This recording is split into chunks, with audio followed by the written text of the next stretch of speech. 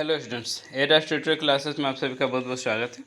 आज हम लोग क्लास 12 के इतिहास का पहला चैप्टर ईंट, मनके तथा अस्थियां देखेंगे। तो इसका बेस जो है वो आज पढ़ाने जा रहे हैं। चैप्टर को अगले वीडियो में शुरू करेंगे, क्योंकि कुछ चीज़ें जो इस चैप्टर को शुरू करने से पहले जानना ज़रूरी है, जो बुक में नहीं दिया गया है, जिसे मैं यहाँ सबसे पहले बताने जा रहा हूँ। उसके बाद फिर अगले वीडियो में बुक से स्टार्ट करेंगे। ठीक है, तो हम लोग हड़प्पा सभ्यता या सिंधु सभ्यता के बारे में जान रहे हैं। तो हड़प्पा सभ्यता और सिंधु सभ्यता, इसके नामकरण को पहले समझ लेते हैं। सिंधु नदी के किनारे इस सभ्यता के प्रारंभिक स्थलों की खोज हुई, जिसमें हड़प्पा और मोहनजोदारो थे, तो जिसके कारण इसे सिंधु घाटी के सभ्यता कहा गया। परंतु आगे जब इसका विस्तार सिंधु घाटी के किनारे ही नहीं, परंतु मतलब सिंधु घाटी इलाके में ही नहीं, बल्कि काफ़ी दूर दूर तक इसका विस्तार पाया गया, तब इसे सिंधु घाटी सभ्यता कहा जाना उचित नहीं जान पड़ा। तो उसे उस समय हड़प्पा सभ्यता कहा जाने लगा। इसका नामकरण हड़प्पा सभ्यता के रूप में रखा गया। यहाँ अगर हम लोग देखें तो सिंधु घाटी सभ्यता का विस्तार को यहाँ चित्र के माध्यम से दिखाया गया है। यहाँ देखिए ABCD। ए जो है ए सुतकांगेडोर इलाके को दिखाया गया है। ए सुतकांगेडोर इलाके को दिखाया गया है, जो वर्तमान अफगानिस्तान में स्थित है, और यह इस सभ्यता का सबसे पश्चिमी स्थल था। ठीक है, साथ ही साथ बी जो कि आपका मांडा, जो कि अभी जम्मू कश्मीर, जो कि केंद्र शासित प्रदेश बन गया है, इसके जम्मू जिले में स्थित है मांडा। यह सबसे उत्तरी इलाका हो गया। सी अर्थात कि आलमगीरपुर, जो कि उत्तर प्रदेश में स्थित है, यह इस सभ्यता का सबसे पूर्वी स्थल है। ठीक है, आगे डी दैमाबाद, जो कि महाराष्ट्र में स्थित है, यह इस सभ्यता का सबसे दक्षिणी स्थल है। तो सबसे पश्चिमी स्थल, सबसे पूर्वी स्थल, सबसे उत्तरी स्थल और सबसे दक्षिणी स्थल को आप मैप में आसानी से देख सकते हैं। इसे भारत के नक्शे में भी यहाँ पर दिखाया गया है, जो यहाँ पर आप देख रहे हैं। बी अर्थात कि मांडा, ए अर्थात कि सूतकांगेडोर, यहाँ पर सी जो कि उत्तर प्रदेश में है, आलमगीरपुर जो मेरठ जिले में स्थित है, और यहाँ पर डी मांडा, डी दैमाबाद जो कि महाराष्ट्र जिले में, मांडा जम्मू कश्मीर में, और यहाँ पर महाराष्ट्र में दैमाबाद। ठीक है, तो ABCD इस प्रकार से अगर हम लोग देखें ध्यान से, तो यह हमारा एरिया जो है एक त्रिभुजाकार टाइप से बन जाता है। ठीक है, इसीलिए सिंधु घाटी सभ्यता का जो विस्तार था, इसे त्रिभुजाकार कहा जाता है। सिंधु घाटी सभ्यता को एक त्रिभुजाकार सभ्यता कहा जाता है। आगे अगर हम लोग देखें एक और मैप में कि सिंधु भारत यह यहाँ पर, ठीक है, जिसके इस इलाके में सिंधु घाटी सभ्यता या हड़प्पा सभ्यता विस्तृत थी, और यहाँ पर मेसोपोटामिक सभ्यता, और ये नील नदी के किनारे मिस्र की सभ्यता। तो भारत में स्थित हड़प्पा सभ्यता का जो व्यापार था वो मिस्र और मेसोपोटामिया के सभ्यता के साथ चलता था, परंतु उस समय भी अगर स्थित था, अगर हम लोग क्षेत्रफल के हिसाब से देखें, तो यहाँ पर हमारा मेसोपोटामिया और मिस्र की सभ्यता के मुकाबले हड़प्पा सभ्यता जो थी, यह 10 गुना से भी ज़्यादा बड़ा इसका इलाका था। ठीक है, तो इसे मैंने मैप में दिखाने की कोशिश किया। आगे इस चैप्टर को देख लेते हैं, इसका स्टार्टिंग कुछ चीज़ें देख लेते हैं, समझ लेते हैं, उसके बाद हम लोग नेक्स्ट वीडियो में बुक से स्टार्ट करेंगे। ठीक है, तो सिंधु सभ्यता का क्षेत्र संसार के सभी प्राचीन सभ्यताओं के क्षेत्र से अनेक गुना बड़ा और विशाल था। एक विशाल सभ्यता था। उस समय स्थित जितनी सभ्यताएं थी, उन सब से यह सबसे विशाल सभ्यता थी। ठीक है, इस परिपक्व सभ्यता के केंद्र स्थल पंजाब और सिंध में था। तत्पश्चात इसका विस्तार दक्षिण और पूर्व की दिशा में भी हुआ था। ठीक है, दक्षिण दिशा में, पूर्व दिशा में, अभी विस्तार मैंने मैप में बताया अच्छे से समझने के लिए। इस प्रकार हड़प्पा संस्कृति के अंतर्गत पंजाब, सिंध और बलूचिस्तान के भाग ही नहीं, बल्कि गुजरात, राजस्थान, हरियाणा, पश्चिमी उत्तर प्रदेश के सीमांत भाग भी थे। उत्तर प्रदेश में कौन सा इलाका चले गए थे हम लोग? मेरठ जिले में स्थित आलमगीरपुर, वहाँ तक था। ठीक है, इसका फैलाव उत्तर में रहमान ढेरी, इसका फैलाव उत्तर में रहमान ढेरी। ठीक है, रहमान ढेरी कहाँ स्थित है? तो रहमान ढेरी पाकिस्तान में स्थित है। पाकिस्तान के खैबर पख्तूनख्वा प्रांत में डेरा इस्माइल खां के पास एक पूर्व पुरातात्विक स्थल है यह। ठीक है, यह दक्षिण एशिया में अब तक पाए गए सबसे पुरानी शहरीकृत केंद्रों में से एक है। ठीक है, यहाँ सभ्यता जो थी वो 3300 से 1900 ईसा पूर्व में सभ्यता थी। अब ईसा पूर्व और ईस्वी को अगर हम लोग जानना चाहें तो समझ लें। ठीक है, कि यह ईसा मसीह का जन्म का वर्ष है। और यहाँ से आगे हम लोग चलते हैं 1 ईस्वी, 2 ईस्वी, 3 ईस्वी, इस तरह से 2023 ईस्वी तक। ठीक है, यह ईस्वी है, यह ईस्वी हो गया, जिसे हम लोग AD भी कहते हैं। ठीक है, और ईसा मसीह के जन्म से पहले, ईसा मसीह के जन्म के पहले 1 ईस्वी पूर्व, 2 ईस्वी पूर्व, 3 ईस्वी पूर्व, यह ईस्वी पूर्व है। यह क्या है? तो यह ईस्वी पूर्व हो गया। ठीक है, उसी तरह से यहाँ 1900 ईस्वी पूर्व, 3300 ईस्वी पूर्व, तो ये ईस्वी पूर्व की बात होगी। ठीक है, तो ईस्वी पूर्व को हमने समझ लिया। ठीक है, इसे समझना बहुत ज़रूरी था। तो ईस्वी पूर्व और ईसा को हमने समझा ताकि आगे कन्फ्यूजन ना हो। ठीक है, तो हम लोग आगे चीज़ों को देखते हैं। तो रहमान ढेरी में जो सभ्यता पाई गई वो किस समय की सभ्यता पाई गई? 3300 ईस्वी पूर्व से 1900 ईस्वी पूर्व के बीच की। यह स्थल डेरा इस्माइल खां से 22 किलोमीटर उत्तर दिशा में स्थित है। ठीक है, डेरा इस्माइल खां से 22 किलोमीटर उत्तर दिशा में स्थित है। ठीक है, यह पाकिस्तान के भविष्य के विश्व धरोहरों की अस्थायी सूची में है। आगे हम लोग देखें दक्षिण में दैमाबाद। दैमाबाद को मैंने D से दिखाया गया है क्योंकि दैमाबाद को यहाँ मैंने पिक्चर में D से दिखाया है, तो ताकि आप लोग को समझने में आसानी हो, बाद में ABCD आप भूल न जाए। ठीक है, यहाँ ABCD का अर्थ हो गया कि जो हड़प्पा सभ्यता के किनारे के स्थलों को मैंने दिखाया है, सबसे पूर्वी, सबसे पश्चिमी, सबसे उत्तरी और सबसे दक्षिणी। ठीक है, इसको दिखाया है। ठीक है, तो दैमाबाद महाराष्ट्र में स्थित है और यह गोदावरी नदी की सहायक नदी प्रवरा नदी के तट पर स्थित है, एक निर्जन गांव है और पुरातत्व स्थल है। महाराष्ट्र राज्य के अहमदनगर जिले में यह स्थित है। ठीक है, और पश्चिम में बलूचिस्तान के मकरान समुद्र तट के सुतकांगेडोर को भी यहाँ पर दिखाया गया। सुतकांगेडोर कहाँ है? जिसे A से दिखाया गया, ये सुतकांगेडोर है। तो इसके बारे में भी आगे बता रहे हैं। ठीक है, तो उत्तर पूर्व में मेरठ और कुरुक्षेत्र तक यह विस्तृत था। प्रारंभिक विस्तार जो पाई गई है, ठीक है, उसमें यह त्रिभुजाकार क्षेत्र में दिखा है।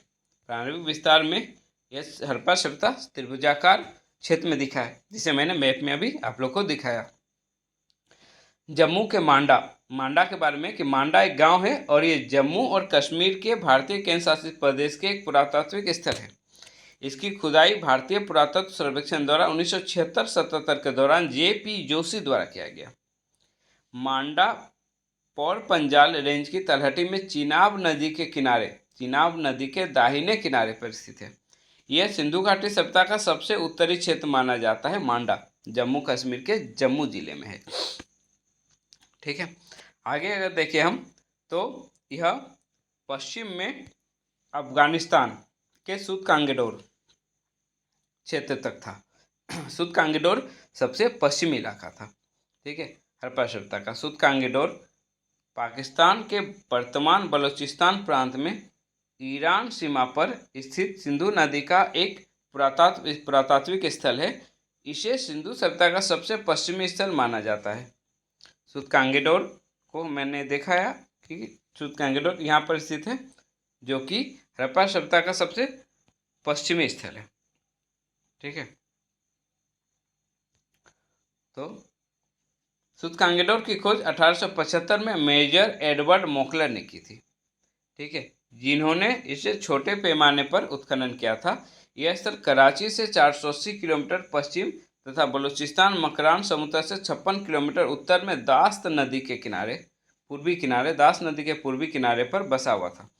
यहाँ से एक बंदरगाह, दुर्ग और नगर योजना के प्रमाण मिले हैं। बंदरगाह, दुर्ग और नगर योजना का प्रमाण सुतकांगेडोर से मिला है। जॉर्ज डेल्स ने सिंधु सभ्यता के यहाँ 3 चरण प्राप्त किए, 3 चरण की खोज की है। ठीक है, अब इसका पूर्व का स्थल मेरठ जिले में जो है आलमगीरपुर, इसके बारे में जान लेते हैं।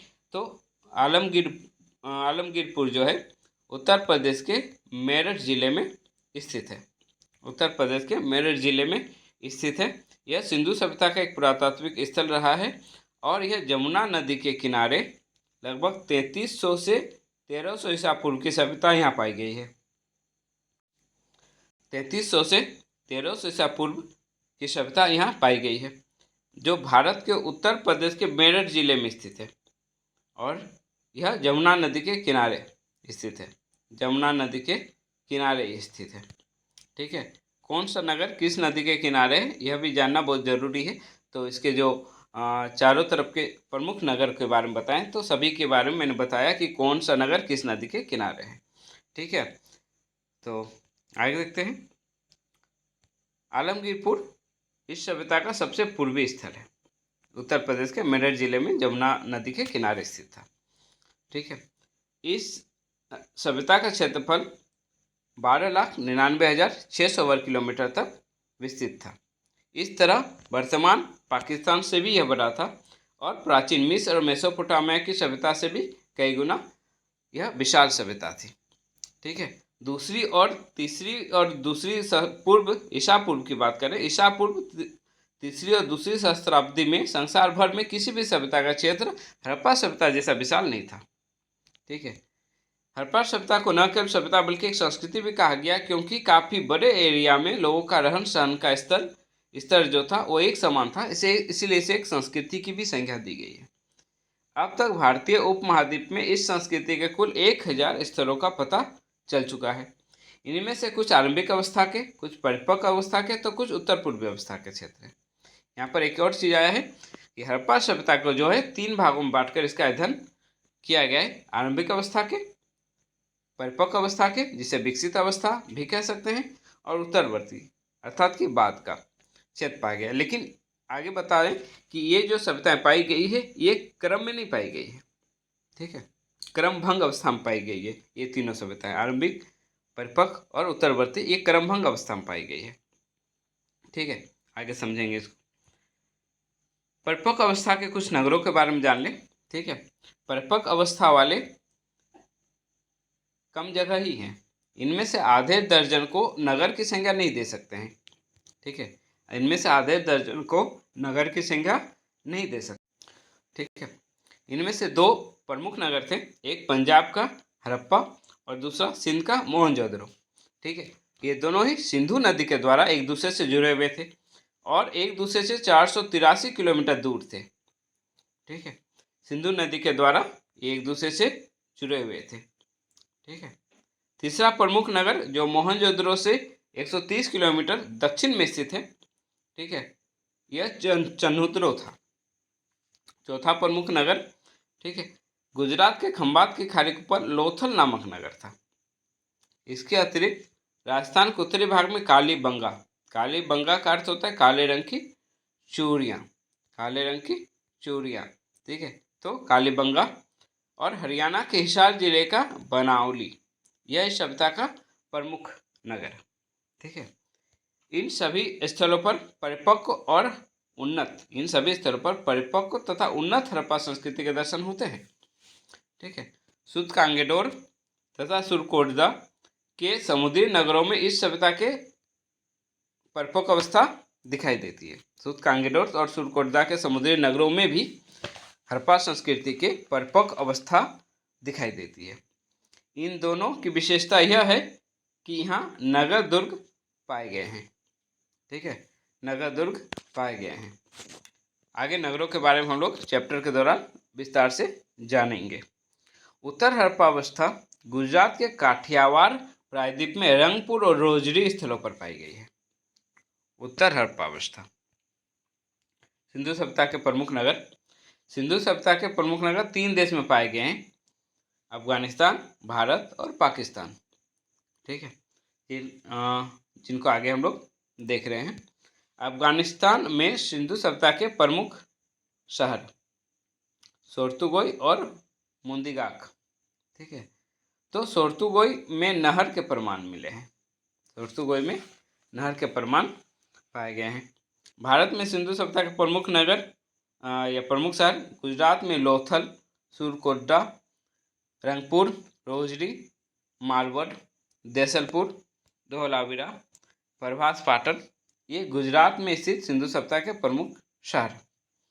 हरियाणा में राखीगढ़ी, भिरदाना, बनावली, कुनाल, मीताथल, ये। पंजाब में रोपर, पंजाब, बारा, संघोल, जो कि जिला फतेहगढ़ पंजाब में स्थित है। महाराष्ट्र में दैमाबाद, धौलपुर, रावल उर्फ बरागांव, अमखेरी, हुलास।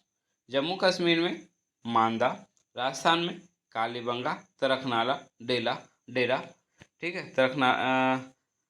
तरखनवाला डेरा। तो ये राजस्थान के प्रमुख स्थल हैं, ठीक है।